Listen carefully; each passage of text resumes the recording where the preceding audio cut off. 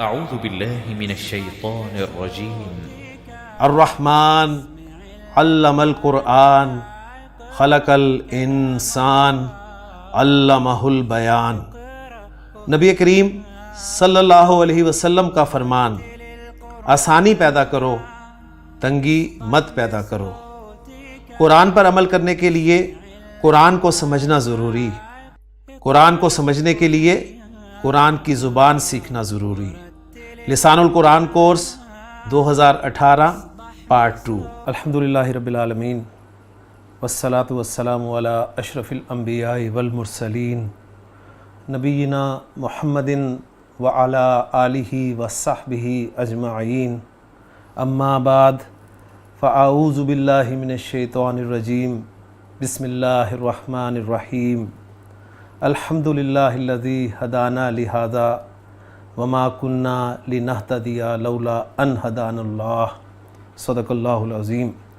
رب اشرح لی صدری ویسر لی امری واحلل عقدۃ من لسانی یفقہوا قولی، رب یسر ولا تعسر وتمم بالخیر، آمین یا رب العالمین۔ محترم بزرگوں، دوستوں، بھائیوں اور بہنوں، تمام تعریف، تمام شکر اس اللہ کا جس نے ہمیں یہاں پر پھر سے اکٹھے ہونے کی توفیق عطا فرمائی۔ اور جیسا کہ آپ جانتے ہیں کہ آج سے لسان القرآن 2018 کا جو کورس ہوا تھا، اس سلسلے کا پارٹ 2 ہم شروع کر رہے ہیں۔ اس سے پہلے پارٹ 1 الحمدللہ مکمل ہو چکا ہے اور 40 لیکچرز پر وہ پارٹ مشتمل تھا، اور آپ کے علاوہ بہت سے لوگ پوری دنیا میں اس کورس سے، یعنی لسان القرآن 2018 پارٹ 1 کورس سے مستفید ہو رہے ہیں اور انشاءاللہ تعالی ہوتے رہیں گے۔ تو میں نے اللہ تعالیٰ کے شکر کے ساتھ آغاز کر دیا ہے کہ یہ اللہ کی توفیق، اس کے فضل، اس کے کرم کا نتیجہ ہے کہ آج ہم یہاں پر پھر سے اکٹھے ہوئے ہیں، اور اس کا ہونا ممکن ہی نہیں تھا اگر اللہ ہی ہمیں اس کی توفیق نہ دیتا۔ تو اللہ تعالیٰ کے شکر کے ساتھ ہم اس لسان القرآن 2018 پارٹ 2 کورس کا آغاز کر رہے ہیں۔ اس کورس کی خاص باتیں کیا ہوں گی وہ میں مختصراً آپ کے ساتھ شیئر کرتا چلوں۔ آپ کو یاد ہوگا کہ پارٹ 1 میں ہم نے عربی زبان کے بنیادی قواعد کو ڈسکس کرنا شروع کیا تھا، اور الف بے سے شروع کرتے ہوئے ہم اپنے کورس کو آگے لے کر چلے تھے۔ اس دوران میں کچھ ٹاپکس کے دوران ہمیں کچھ چیزوں کو سکپ کرنا پڑا تھا، کیونکہ اس وقت آپ کے اعتبار سے ان چیزوں کو سمجھنا مشکل تھا۔ ان چیزوں کو ہم سکپ کرتے گئے، اور پھر ہم نے 40 دنوں میں جو ضروری قواعد تھے الحمدللہ ان کو مکمل کر لیا۔ لیکن اس کے بعد کچھ قواعد باقی رہتے تھے، کچھ کانسیپٹس ایسے تھے جو کہ قرآن مجید اور حدیث کی عربی زبان سمجھنے کے لیے ناگزیر تھے، لہٰذا اس کے لیے ہم نے پارٹ 2 جو ہے وہ اناؤنس کیا تھا کہ انشاءاللہ تعالیٰ پارٹ 2 میں ہم ان قواعد کو ڈسکس کریں گے۔ تو ہم اس کورس میں اس طرح کریں گے کہ پہلے چند لیکچرز میں میں انشاءاللہ تعالیٰ پارٹ 1 کورس کے ٹاپکس جو ہیں وہ ترتیب وار آپ کے سامنے ذکر کروں گا، اور جس ٹاپک میں میں نے کوئی چیز سکپ کی تھی اس چیز کو آپ کے سامنے ایکسپلین کروں گا، اور پھر اس کے بعد اسی طرح یہ سلسلہ جاری رہے گا، اور یوں وہ تمام قواعد ایک مرتبہ ریوائز کرنے کے بعد پھر ہم آئیں گے نئے قواعد کی طرف، نئے کانسیپٹس کی طرف۔ تو اللہ تعالیٰ سے دعا کرتے ہوئے، اور آپ جانتے ہیں کہ میں نے دعا کر بھی لی ہے، میں نے 2 دعائیں آپ کے سامنے کی ہیں۔ ایک تو اللہ تعالیٰ سے یہ دعا کی ہے کہ رب اشرح لی صدری، اے اللہ میرے لیے میرے سینے کو کھول دے، اور ویسر لی امری، اور میرے لیے میرے کام کو آسان فرما دے، واحلل عقدۃ من لسانی، اور میری زبان میں جو گرہ ہے، میری زبان کی گرہ، میں بات نہ کر پاؤں شاید، تو اس زبان کی گرہ کو بھی تو کھول دے، یفقہوا قولی، اور سب سے اچھی بات یہ، سب سے آخری بات یہ کہ آپ کو بھی میری بات سمجھ میں آ جائے۔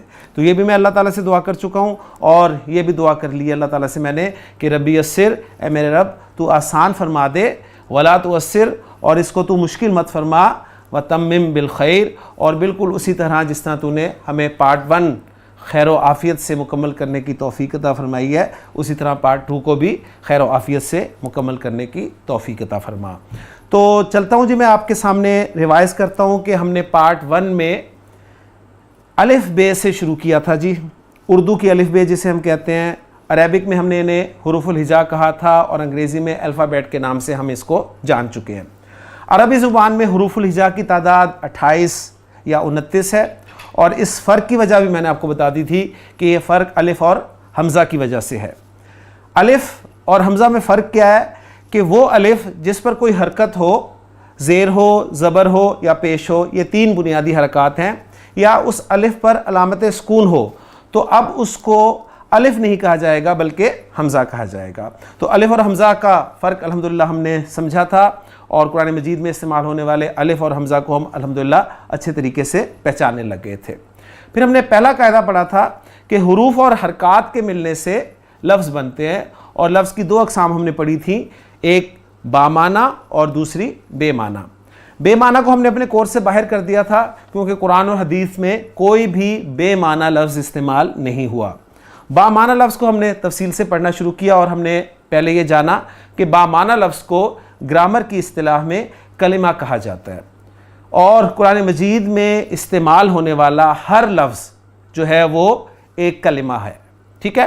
اور پھر کلمہ کی ہم نے 3 اقسام پڑھی تھیں کہ وہ کلمہ یا تو اسم ہوگا، یا فعل ہوگا، یا حرف ہوگا، اور اس طرح یہ بات بھی ہمارے سامنے آئی کہ قرآن مجید میں استعمال ہونے والا ہر کلمہ، ہر لفظ، یہ یا تو اسم ہوگا، یا فعل ہوگا، یا پھر حرف ہوگا، اس سے باہر کی کوئی چیز نہیں ہوگا۔ تو میں نے آپ کے سامنے بات رکھی تھی کہ اگر ہم ان 3 کیٹیگریز کو، یعنی اسم، فعل اور حرف کو اچھی طرح سمجھ گئے تو قرآن مجید کے الفاظ انشاءاللہ تعالی ہماری سمجھ میں آنے لگ جائیں گے۔ پھر ان الفاظ کو ہم جوڑ کر مرکبات بنائیں گے، مرکبات بنانے کے بعد ہم جملے بنائیں گے، اور پھر ان جملوں میں تاکید پیدا کریں گے، جملوں کو منفی بنائیں گے، جملوں کو سوالیہ بنائیں گے، اور یوں قرآن مجید کی آیات ہماری سمجھ میں آنے لگ جائیں گی۔ اس کے بعد ہم نے پھر باقاعدہ اسم کو شروع کیا۔ اسم کی ڈیفینیشن جاننے کے بعد ہم نے دیکھا کہ اسم جو ہے یہ کسی شخص، کسی چیز، کسی جگہ یا کسی کام کے نام کو کہا جاتا ہے، اور اس میں پھر مزید آپ کہہ لیں کہ ضمائر بھی شامل ہو گئے تھے، وہ ساری پکچر آپ کے سامنے ہونی چاہیے، اگر نہیں ہے تو ایک مرتبہ آپ ان لیکچرز کو تھوڑا تھوڑا جو ہے وہ دیکھ لیں، تاکہ ویسے بھی آپ کے پاس میں سمجھتا ہوں کہ اس کورس کے نوٹس جو ہیں وہ موجود ہوں گے، تو وہ انشاءاللہ تعالیٰ آپ کے لیے ہیلپ فل ثابت ہوں گے انشاءاللہ۔ تو میں بات یہ کر رہا تھا کہ اسم کی ڈیفینیشن کے بعد ہم نے اسم کے بارے میں سب سے اہم بات یہ جانی تھی کہ ہم کسی بھی اسم کو کسی ترکیب میں یا جملے میں اس وقت تک ہرگز صحیح طرح سے استعمال نہیں کر پائیں گے جب تک ہمیں اس اسم کے بارے میں 4 باتیں اچھی طرح معلوم نہ ہو جائیں۔ کسی اسم کو جملے میں صحیح طرح استعمال کرنے کے لیے، کسی ترکیب میں لانے کے لیے 4 باتوں کا اچھی طرح جاننا ضروری ہے۔ وہ 4 باتیں کیا تھیں آپ کو یاد ہوں گی یقیناً۔ پہلی بات ہم نے پڑھی تھی جی جنس، اور جنس سے مراد تھا اسم کا مذکر یا مؤنث ہونا۔ اس کے بعد ہم نے دوسرے نمبر پہ پڑھا عدد، اور عدد سے مراد اسم کا واحد، مثنیٰ یا جمع ہونا، ٹھیک ہے، یعنی اسم جو ہے وہ عدد کے اعتبار سے واحد ہوتا ہے یا مثنیٰ ہوتا ہے یا پھر جمع ہوتا ہے۔ اس کے بعد ہم نے عربی زبان کا سب سے اہم پہلو اعراب جو ہے وہ اسٹڈی کیا تھا، اور اعراب کے بارے میں میں نے آپ کو یہ بتایا تھا کہ معنی کی تبدیلی کے بغیر اسم کی حالت یا شکل کی تبدیلی کو اعراب کہتے ہیں۔ یہ میں نے اس وقت آپ کے سامنے سمجھانے کے لیے اس کی آسان سی تعریف جو ہے وہ رکھی تھی، لیکن میں نے آپ کو یہ کہا تھا کہ جب بھی اعراب کا لفظ آپ کے سامنے آئے تو کم از کم 3 الفاظ آپ کے سامنے ضرور آ جانے چاہیے، آپ کے ذہن میں فوری طور پر آ جانے چاہیے۔ وہ 3 الفاظ کون سے تھے؟ وہ 3 الفاظ اسم کے اعتبار سے یا تو مرفوع یا منصوب یا مجرور، یا پھر حالت رفع، حالت نصب اور حالت جر۔ وہ اسم جو حالت رفع میں ہوتا ہے اس کو مرفوع کہا جاتا ہے، جو اسم حالت نصب میں ہوتا ہے اس کو منصوب کہا جاتا ہے، اور جو اسم حالت جر میں ہوتا ہے اسے مجرور کہا جاتا ہے۔ عربی زبان میں استعمال ہونے والا کوئی بھی اسم ان 3 حالتوں کے علاوہ چوتھی حالت میں پایا ہی نہیں جاتا. ٹھیک ہے. اس پہ بہت سارے آپ کہہ لیں کہ کویسچنز مجھے آتے بھی رہے کہ جی اصل میں اعراب ہے کیا, یہ ہمیں سمجھائیں. تو میں انشاءاللہ تعالی جب اعراب ذکر کروں گا دوبارہ ریویژن میں تفصیل سے, تو پھر مزید اس پہ ہم بات کر لیں گے انشاءاللہ تعالی. اعراب کے بعد پھر ہم نے چوتھا اور آخری پہلو پڑھا تھا جی وسعت, اور وسعت کے بارے میں ہم نے جانا تھا کہ اسم یا تو معرفہ ہوتا ہے یا نکرہ ہوتا ہے. تو یہاں تک میں اپنے پچھلے یعنی پارٹ 1 جو ہے لسان القرآن کا, اس کورس کے سلیبس کو رکھ رہا ہوں, اور یہاں تک جو چیزیں میں نے سکپ کی تھیں میں پہلے وہ ذکر کروں گا, پھر انشاءاللہ تعالی آگے چلیں گے جی, اور اس طرح ہی ہمارا سلسلہ جو ہے وہ جاری رہے گا. تو سب سے پہلے ہم آتے ہیں جی جنس کی طرف. جنس میں آپ کو یاد ہوگا میں نے کہا تھا کہ عربی زبان میں استعمال ہونے والا اسم جو ہے وہ یا تو جنس کے اعتبار سے مذکر ہوگا یا پھر مؤنث ہوگا. ٹھیک ہے. اور ہمیں یہ بات بھی معلوم ہوئی تھی کہ عربی زبان میں جو بھی ہمارے سامنے اسم آئے گا میں اس کو مذکر ٹریٹ کروں گا, میں سمجھوں گا یہ مذکر ہے, جب تک مجھے یہ پتہ نہ چل جائے کہ یہ اسم عربی زبان میں مؤنث استعمال ہوتا ہے. لہٰذا ہم نے مذکر کو پھر نہیں پڑھا تھا بلکہ مؤنث کو پڑھا تھا, اور مؤنث کے حوالے سے ہمارے سامنے 2 موٹی اقسام آئی تھی مؤنث کی. ایک تھی جی مؤنث حقیقی اور دوسری مؤنث غیر حقیقی. حقیقی مؤنث ہم نے ان اسماء کو کہا تھا جن کے مقابلے میں فی الواقع مذکر موجود ہوں, جیسے کہ کا لفظ جو ہے اس کے مقابلے میں اب موجود ہے, ماں کو کہتے ہیں, اب باپ کو کہتے ہیں. اخ یہ بھائی ہے, اور اس کی مؤنث آپ کو پتہ ہے اخت, یعنی اخت کا لفظ جب ہم بولیں گے تو اخت کا لفظ حقیقی مؤنث ہے, کیونکہ اس کے مقابلے میں اخ جو ہے بھائی یہ حقیقی مذکر موجود ہے. ٹھیک ہو گیا. تو حقیقی مؤنث وہ مؤنث کی قسم جس کے مقابلے میں فی الواقع مذکر پایا جائے. مؤنث کی دوسری قسم ہم نے پڑھی تھی غیر حقیقی مؤنث, اور غیر حقیقی مؤنث کو فردر ہم نے ڈیوائیڈ کیا تھا 2 اقسام میں. ایک تھی جی علامتی مؤنث جسے ہم نے قیاسی مؤنث کا نام بھی دیا تھا, اور دوسری سماعی مؤنث. علامتی یا قیاسی مؤنث ہم نے کہا تھا کہ مؤنث کی کوئی نہ کوئی علامت پائی جائے گی اس میں, اور اس علامت پر قیاس کرتے ہوئے اس کو فارمولہ بناتے ہوئے آپ اسم جو ہے وہ مؤنث پہچان لیں گے انشاءاللہ تعالی. ٹھیک ہے. اور سماعی ہم نے کہا تھا کہ وہ مؤنث کی قسم ہے جس میں کوئی مؤنث کی علامت نہیں پائی جاتی, لیکن اہل زبان جو ہیں وہ اس اسم کو مؤنث بولتے ہیں. اس میں پھر کچھ کیٹیگریز ہمارے سامنے آئی تھی, ہواؤں کے نام, آگ کے نام, شراب کے نام, شہروں ملکوں کے نام, انسانی اعضاء جو جوڑے کی شکل میں ہیں ان کو ہم نے مختصراً پڑھا تھا. پھر کچھ متفرق اسماء تھے وہ ہم نے دیکھے تھے جی مؤنث ہیں. اب میں تھوڑا سا پیچھے آ رہا ہوں, یعنی سماعی کے ساتھ جو علامتی مؤنث تھی اس میں آپ کو یاد ہوگا ہم نے مؤنث کی 2 علامتیں پڑھی تھی مین. ہم نے کہا تھا کہ مؤنث کی مین 2 علامتیں ہیں. ایک ہے جی گولتا جس کو تائے مدورہ, تائے مربوطہ یا تائے مبسوطہ کہا جاتا ہے. ٹھیک ہے. اب یہ ٹرمینالوجی میں اب استعمال کر سکتا ہوں پہلے پارٹ کے بعد, کیونکہ ماشاءاللہ اب آپ 40 روز کا کورس مکمل کر چکے ہیں اور اب آپ ٹرمینالوجی کو الحمدللہ ہضم کرنے کے قابل ہو چکے ہیں. تو گولتا جس بھی اسم کے آخر میں آئی ہم نے اسے مؤنث ڈکلیئر کیا. دوسری علامت میں نے آپ کو بتائی تھی, دوسری علامت مؤنث کی ہے الف, جسے ہم نے الف التانیث کہا تھا. الف التانیث کی پھر فردر 2 قسمیں ہیں جی. ٹھیک ہے. الف التانیث کی جو 2 قسمیں ہیں یہ میں آج انشاءاللہ آپ کے ساتھ شیئر کروں گا. پہلے کورس میں ہم نے صرف گولتا کے بارے میں پڑھا تھا, اور میں نے آپ کو بتایا تھا کہ 90% اسماء کے آخر میں, ٹھیک ہے, یہ گولتا علامت آپ کو ملے گی, یعنی موٹی علامت یہ ہے. باقی جو دوسری علامت ہے الف, جسے ہم الف التانیث کہتے ہیں, یہ بہت کم اسماء کے آخر میں پائی جاتی ہے. تو آج ہم, یعنی یہ چیز ہم نے سکپ کر دی تھی, یہ ٹاپک ہم نے سکپ کر دیا تھا. آج میں آپ کے سامنے الف التانیث کو ذکر کروں گا اور پھر انشاءاللہ تعالی آگے چلیں گے. تو الف التانیث کے بارے میں مزید آپ کو کچھ بتاتا ہوں. تو چلیں بورڈ کی طرف چلتے ہیں جی. الف التانیث, ماشاءاللہ آپ چونکہ آپ پہلا کورس کر چکے ہیں تو آپ مجھے بتا سکتے ہیں کہ یہ کون سا مرکب ہے جی. یہ مرکب جو مرکب ناقص ہے, یعنی کم از کم 2 الفاظ کا ایسا مجموعہ جس سے بات پوری نہ ہو, اس کو مرکب ناقص کہا جاتا ہے. تو الف التانیث پہلا اسم الف لام کے بغیر ہو اور اس پہ تنوین بھی نہ آ رہی ہو تو آپ کا ذہن فوری طور پہ جانا چاہیے کہ یہ مرکب اضافی بن رہا ہے. کنفرم آپ اس وقت کریں گے جب دوسرا اسم آپ کو حالت جر میں نظر آئے. تو بالکل یہ صورتحال وہی بن رہی ہے. تو یہ مضاف ہے, یہ مضاف الیہ ہے, اور مضاف اور مضاف الیہ کا مرکب جو ہے وہ مرکب اضافی کہلاتا ہے. تو الف التانیث, اس کا ترجمہ ہم کریں گے تانیث کا الف, تانیث کا الف. اب یہاں پر ایک بات ساتھ ہی آپ کے ذہن میں فوری طور پہ آ جائے گی کہ تانیث کا الف ہے تو اس کا مطلب ہے اور چیزوں کے الف بھی گرامر میں پائے جائیں گے, ٹھیک ہے نا. تو یہاں پر میں مختصراً آپ کو بتاتا چلوں کہ عربی گرامر والے جو ہیں وہ الف کی مختلف اقسام جو ہیں وہ ذکر کرتے ہیں, ٹھیک ہے. اس میں سے ایک قسم آپ نے دیکھ لی کہ الف التانیث یعنی تانیث کا الف ہے.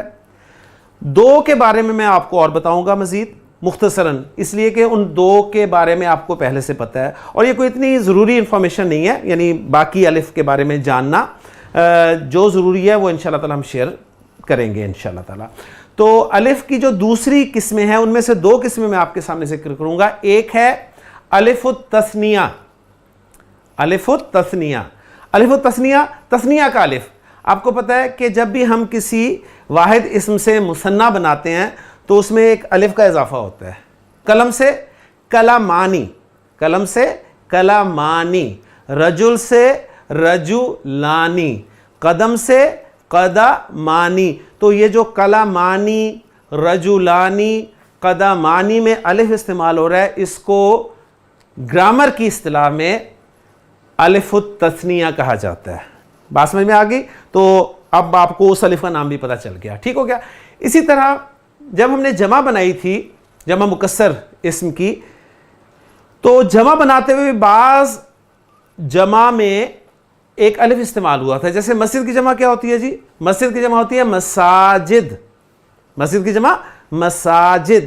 تو مساجد میں جو الف استعمال ہوا ہے اس کو الف الجمع کہتے ہیں, اس کو الف الجمع کہتے ہیں. تو الف کی تین آپ کے سامنے قسمیں آ گئی جی. ایک الف التانیث یعنی تانیث کا الف, یہ تانیث کا الف ہوگا. ایک الف التثنیہ یعنی تثنیہ کا الف. ایک الف الجمع یعنی جمع کا الف. تو یہ چیزیں انشاءاللہ تعالی ساتھ ساتھ میں شیئر کرتا چلوں گا آپ کے ساتھ. تو آج ہم بات کریں گے جی الف التانیث پہ یعنی تانیث کے الف پر. تو ایسا الف جو تانیث کے لیے استعمال ہو, اس کے معنی یہ ہیں. الف التانیث جو ہے یہ دو قسم کا ہوگا جی. یا وہ الف التانیث مکسورہ ہوگا,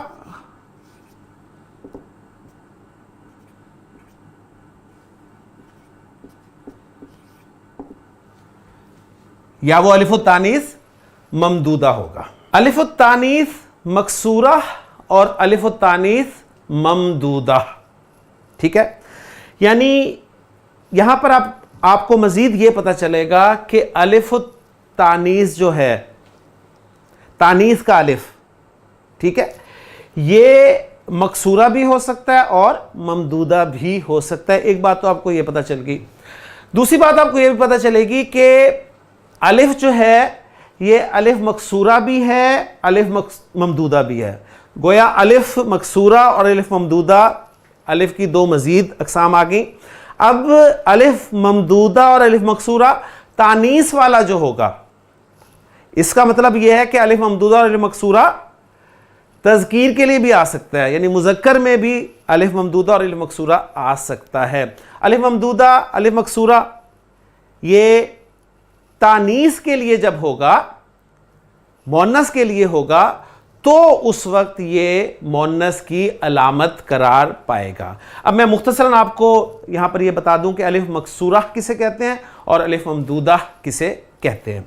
الف مکسورہ کہتے ہیں جی کسی بھی اسم کے آخر میں آنے والا الف, کسی بھی اسم کے آخر میں آنے والا الف, ٹھیک ہے. اور یہاں پر آپ کو یہ پتا ہے کہ الف اور حمزہ کا فرق کیا ہے, تو میں حمزہ کی بات نہیں کر رہا, میں الف کی بات کر رہا ہوں. کلیئر ہوگی بات؟ تو کسی بھی اسم کے آخر میں آنے والا الف جس سے پہلے لازماً زبر ہوتی ہے اس کو الف مکسورہ کہا جاتا ہے. اور اس کو مکسورہ اس لیے کہتے ہیں کہ اس پہ مد نہیں کی جاتی، اس پہ مد نہیں کی جاتی، یعنی اس کو لمبا نہیں کیا جاتا، اس کو کھینچا نہیں جاتا. ٹھیک ہو گیا. اب دوسرا الف ہے ممدودہ. ممدودہ یہ بھی اسم کے آخر میں آئے گا. ٹھیک ہے. اور اس پہ مد کی جائے گی، اس پہ مد کی جائے گی، یعنی اس کو لمبا کیا جائے گا، اور اتنا لمبا کیا جائے گا کہ کم از کم 3 الف کے برابر اس کو کھینچا جائے گا، اس لیے اس کو الف ممدودہ کہا جاتا ہے. ٹھیک. اچھا، اب الف مکسورہ جو ہے اس کے بارے میں مزید کچھ ڈیٹیلز ہیں، لیکن اس وقت ہمارا یہ ٹاپک نہیں ہے. لیکن میں ایک چیز آپ کو بتا دوں کہ الف مکسورہ جو ہے وہ بعض اوقات الف کی صورت میں لکھا جاتا ہے، پورے الف کی صورت میں، اور بعض اوقات وہ یا اس کے اوپر ایک کھڑی زبر وہ ڈال کر لکھا جاتا ہے. ٹھیک ہے. تو الف مکسورہ کو اس طرح لکھا جائے گا، یعنی لفظ کے آخر میں وہ پورے الف کے طور پہ ہوگا یا پھر وہ یا کے اوپر چھوٹے الف کی صورت میں لکھا جائے گا. اور الف ممدودہ جو لکھا جاتا ہے وہ الف اور اس کے بعد ایک حمزہ کے طور پہ لکھا جاتا ہے. الف ممدودہ کی ڈیفینیشن جو میں نے کتاب میں پڑھی وہ میں آپ کے ساتھ شیئر کرتا چلوں. انہوں نے لکھا کہ جی اسم کے آخر میں آنے والے 2 زائد الفوں کے اس مجموعے کو کہا جاتا ہے جن میں سے دوسرے الف کو حمزہ سے تبدیل کر دیا جاتا ہے. گویا کہ اسم کے آخر میں 2 الف آ رہے ہیں اور وہ دونوں الف زائد ہیں، دونوں الف زائد ہیں. زائد سے مراد کیا ہے؟ یعنی حروف اصلی پر مشتمل نہیں ہے. ٹھیک ہے. یعنی حروف اصلی کے علاوہ ہیں، اور حروف اصلی آپ کو پتہ ہے کہ ہر لفظ کے کوئی نہ کوئی حروف اصلی ہوتے ہیں اور کچھ حروف زائد ہوتے ہیں. ٹھیک ہے. یعنی حروف اصلی سے مراد جو مادے کے حروف ہوتے ہیں. بات سمجھ میں آ گئی نا؟ تو الف ممدودہ اسم کے آخر میں آنے والے 2 زائد الف جن میں سے دوسرے الف کو حمزہ میں تبدیل کر دیا جاتا ہے، دوسرے الف کو حمزہ میں بدل دیا جاتا ہے. الف پر چونکہ زیر زبر پیش سکون کچھ بھی نہیں پڑھا جاتا، اس لیے 2 الفوں کا اوپر نیچے بولا جانا ناممکن ہوتا ہے. اس عذر کی وجہ سے دوسرے الف کو حمزہ سے بدل کر یہ ظاہر کیا جاتا ہے کہ یہاں پر کیا ہے؟ یہاں پر ایک نہیں بلکہ 2 الف ہیں. بات سمجھ میں آ گئی؟ تو یہ مختصر میں نے الف مکسورہ اور الف ممدودہ کے بارے میں آپ کو بتا دیا. اور ایک چیز اور ساتھ ایڈ کر لیں کہ الف التانیث کی ہم بات کر رہے ہیں یہاں پر. تو الف التانیث یعنی تانیث کا الف، چاہے وہ مکسورہ ہو چاہے وہ ممدودہ ہو، یہ مؤنث کی علامت قرار پائے گا. اس کے بارے میں ہمیں یہ بھی پتہ چل گیا ہے کہ یہ زائد ہوتے ہیں، ایک تو لفظ کے آخر میں پائے جاتے ہیں، ایک اور زائد ہوتے ہیں. زائد ہوتے ہیں سے مراد یہ ہے کہ حروف اصلی کے علاوہ ہوتے ہیں. ٹھیک ہے. یعنی حروف اصلی آپ کو اس سے پہلے نظر آ جائیں گے. اچھا، اب یہ چند قسم کے اسما ہیں. تو پہلے میں مکسورہ کے بارے میں آپ کو بتا دوں کہ مکسورہ میں کون کون سی مؤنث اسما آتے ہیں. تو اس کے حوالے سے جو آپ کہہ لیں کہ اوزان ہیں، ڈائز ہیں، ٹھیک ہے، وہ میں آپ کے ساتھ شیئر کر دیتا ہوں. جی، الف مکسورہ کے ساتھ مؤنث بننے والے اسما کے کچھ اوزان میں آپ کے ساتھ شیئر کر رہا ہوں. اس میں پہلا وزن ہے جی فولا کا وزن ہے.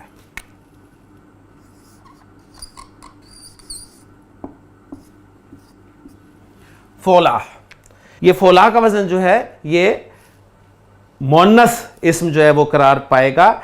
اب یہ فولا کا وزن جو ہے اسم میں بھی پایا جاتا ہے، کسی اسم میں. مثلا میں آپ کو ایگزامپل اس کی دیتا ہوں. مثلا عربی زبان میں ایک لفظ ہے جی بہما. بہما ایک بوٹی کا نام ہے جی. ٹھیک ہے. تو یہ اسم کی کیٹیگری میں آ گیا. اسی طرح صفات میں فولا کا وزن جو ہے وہ کثرت سے پایا جاتا ہے صفات میں. مثلا حبلہ، عربی زبان میں حبلہ کا اسم جو ہے وہ پریگننٹ کے لیے استعمال کیا جاتا ہے. تو یہ صفت، ٹھیک ہے، حبلہ لفظ آ گیا. اسی طرح اسم و تفضیل آپ کو پتہ ہے انگریزی میں جو کمپیریٹیو اور سپرلیٹیو ڈگری کے طور پہ جو ایڈجیکٹیو استعمال ہوتا ہے نا، جیسے گڈ سے بیٹر اور پھر بیسٹ، اسی طرح بگ سے بگر اور بگیسٹ. تو یہ جو بگر اور بگیسٹ یہ کمپیریٹیو اور سپرلیٹیو ڈگریز ہیں عربی زبان میں. ان کے لیے ایک اسم الصفت استعمال کیا جاتا ہے جسے اسم التفضیل کہا جاتا ہے. اسم التفضیل یعنی فضیلت دینے والا اسم. ٹھیک ہے, تو یہ جو ہے یہ آپ کہہ لیں کہ آتا ہے افعل کے وزن پہ, مذکر کے لیے افعل کے وزن پر. ٹھیک ہے, اس افعل وزن کی جو مؤنث بنتی ہے نا وہ فولا کے وزن پر آتی ہے. مثلا کبیر عربی زبان میں کہتے ہیں بڑے کو. کبیر کے معنی ہے بڑا. کبیر سے کسی سے بڑا یا سب سے بڑا کے لیے جو عربی زبان میں لفظ استعمال ہوگا وہ ہوگا جی اکبر. اکبر. اکبر کی جو مؤنث بنے گی وہ فولا کے وزن پہ بنے گی اور وہ بنے گی جی کبرا. کبرا. اب یہاں آپ کو پتہ چلے گا صحیح معنی میں کہ اس الف مکسورہ کو ہم زائدہ کیوں کہہ رہے ہیں. زائدہ اس لیے کہہ رہے ہیں کہ دیکھیں کبیر جو ہے اس کے حروف اصلی جو ہیں کاف با اور را ہیں. کاف با را یہاں پر آ گئے, اس کے بعد ایک الف مکسورہ آ رہا ہے. نارملی یا کے اوپر لکھا جاتا ہے لیکن بعض اوقات ہم اسے یا سے پہلے بھی لکھ دیتے ہیں تاکہ یہ مطلب لکھنے کا ایک آپ کہہ لیں کہ فرق ہو سکتا ہے. تو کبرا میں کاف با را حروف اصلی ہیں, الف مکسورہ یہ زائد ہے اور یہ الف مکسورہ تانیث کے لیے. تانیث کے لیے کیوں؟ اس لیے کہ میں نے بتایا آپ کو کہ اکبر کی مؤنث ہے. اکبر کی مؤنث ہے.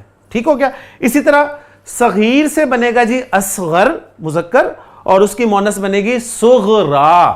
تو صاد غین را حروف اصلی ہو گئے اور اینڈ پہ الف مکسورہ آ گیا جو کہ زائد ہے اور تانیث کے لیے. بات سمجھ میں آ گئی؟ اسی طرح یہ فولا کا وزن جو ہے یہ مصدر بطور مصدر بھی استعمال کیا جاتا ہے. مثلا قرآن مجید میں بھی اس کی ایگزامپل ہے جیسے رجعا. رجعا. راجیم عین رجع یرجو رجوع کرنا لوٹنا. ٹھیک ہے, اس سے مصدر بنا جی رجعا. تو راجیم عین حروف اصلی ہو گئے, الف التانیث الف مکسورہ زائد آ گیا اور یہ تانیث کی علامت ہوا. قرآن مجید میں کہاں استعمال ہوا ہے؟ قرآن مجید میں استعمال ہوا ہے جہاں پر اللہ تعالیٰ نے فرمایا کلا ان الانسان لیطغی ان رآہ استغنی ان الی ربک الرجعی. انسان جو ہے وہ سرکشی پر اتر ہی آتا ہے جب وہ دیکھتا ہے کہ ہوا کچھ نہیں. تو حل کیا ہے اس کا کہ ان الی ربک الرجعی, لوٹنا تیرے رب کی طرف ہی ہے. تو رجعا یہ ایک مصدر آپ دیکھ لیں استعمال ہوا ہے. دوسرا وزن جو ہے وہ ہے فعلا کا وزن. فعلا پہلا وزن تھا فولا کا جو کہ آپ نے دیکھا اسم میں بھی آیا, صفت میں بھی آیا اور مصدر میں بھی آیا. یہ دوسرا وزن جو ہے یہ ہے جی فعلا کا وزن. یہ فعلا کا وزن کس میں آئے گا؟ یہ فعلا کا وزن آئے گا جمع میں. ٹھیک ہے, جمع میں آئے گا. جمع میں جیسے قتیل. قتیل کہتے ہیں جی مقتول کو. قتیل مقتول کو کہتے ہیں. تو قتیل کی جمع جو ہے عربی زبان میں استعمال ہوگی جی قتلا. قتلا. اسی طرح مریض. مریض جسے ہم اردو میں مریض کہتے ہیں, مریض کی جمع مرضا. ابھی قرآن مجید میں استعمال ہوئے ہیں لفظ مرضا. اسی طرح جریح کی جمع, جریح کہتے ہیں زخمی کو, اس کی جمع جرحا. تو یہ فعلا کا وزن ایک تو آ گیا جی جمع میں. اب اس میں آپ دیکھیں مریض میں مرض سے نکلا ہے نا, میم را ضاد یہ حروف اصلی ہو گئے. اس کے بعد ایک الف زائدہ ہے. ٹھیک ہے, الف مکسورہ زائدہ ہے اور یہ تانیث کی علامت ہے. ٹھیک ہو گیا. صفت میں بھی یہ وزن پایا جاتا ہے جیسے سکران. سکران کہتے ہیں بے ہوش مدہوش, اس کی مؤنث آتی ہے عربی زبان میں سکرا. اسی طرح کسلان. کسلان کہتے ہیں عربی زبان میں سست کو. کسلان مذکر سست ہوگا اور کسلا یہ مؤنث سست ہوگی. ٹھیک ہو گیا. تو یہ وزن جو ہے یہ صفت میں بھی آ گیا, جمع میں بھی آپ نے دیکھ لیا وزن, مصدر میں بھی یہ وزن آئے گا جی. ٹھیک ہے, جیسے ایک مصدر ہے جی دعوا. دعوا دال عین واو مادہ ہے اور اس کے بعد ایک الف مکسورہ آپ دیکھ رہے ہیں شاید. دعوا دعا سے. ٹھیک ہے, بلانا پکارنا. اسی طرح نجوا. نجوا نون جیم واو اس کا آپ کہہ لیں مادہ ہے، حروف اصلیہ، اور اس کے بعد ایک الف مکسورہ آپ دیکھ رہے ہیں. تو یہ دوسرا وزن تھا جی فعلا کا وزن. یہ آپ نے دیکھا ایک تو جمع میں آیا، ایک آیا ہے یہ صفت میں، مؤنث صفت میں، اور ایک آیا ہے مصدر میں. تیسرا وزن ہے جی فعالا کا وزن. فعالا کا وزن جو ہے یہ جمع کا وزن ہے، اور جیسے سکران اس کی جمع جو ہے سکارا. سکارا آپ نے سورہ الحج میں جو ہے یہ لفظ پڑھا ہے کہ یا ایھا الناس اتقوا اللہ ان زلزلۃ الساعۃ شیء عظیم. ٹھیک ہے، بے شک قیامت کا زلزلہ بہت بڑی چیز ہے. جیسے اللہ تعالیٰ نے سورۃ الحج میں ارشاد فرمایا یا ایھا الناس اتقوا اللہ، اے لوگو اللہ سے ڈرو، ان زلزلۃ الساعۃ شیء عظیم، بے شک قیامت کا زلزلہ بہت بڑی چیز ہے. یوم ترونھا تذہل کل مرضعۃ اما ارضعت وتضع کل ذات حمل حملھا وتری الناس سکارا، اور تم دیکھو گے لوگوں کو مدہوش، وما ہم بسکارا، حالانکہ وہ ہرگز بے ہوش نہیں ہوں گے، بلکہ کیا ہوگا ولیکن عذاب اللہ شدید، بلکہ اللہ کا عذاب جو ہے وہ بڑا سخت ہے. تو وہاں پر قرآن مجید میں سکارا کا لفظ استعمال ہوا ہے، وہاں پر صرف رسم الخط کا فرق ہے، ذہن میں رکھیے گا. تو سکران اس کی جمع سکارا. آخری وزن جو میں آپ کے ساتھ شیئر کر رہا ہوں وہ ہے جی فعلا کا وزن. فعلا، یہ فعلا کا وزن جو ہے یہ مصدر میں پایا جائے گا، اور اس کا ایک کی مصدر میں آپ کے سامنے ایگزامپل کے طور پہ رکھوں گا، جیسے ذکرا. ذکرا نصیحت کے لیے، فذکر ان نفعت الذکرا.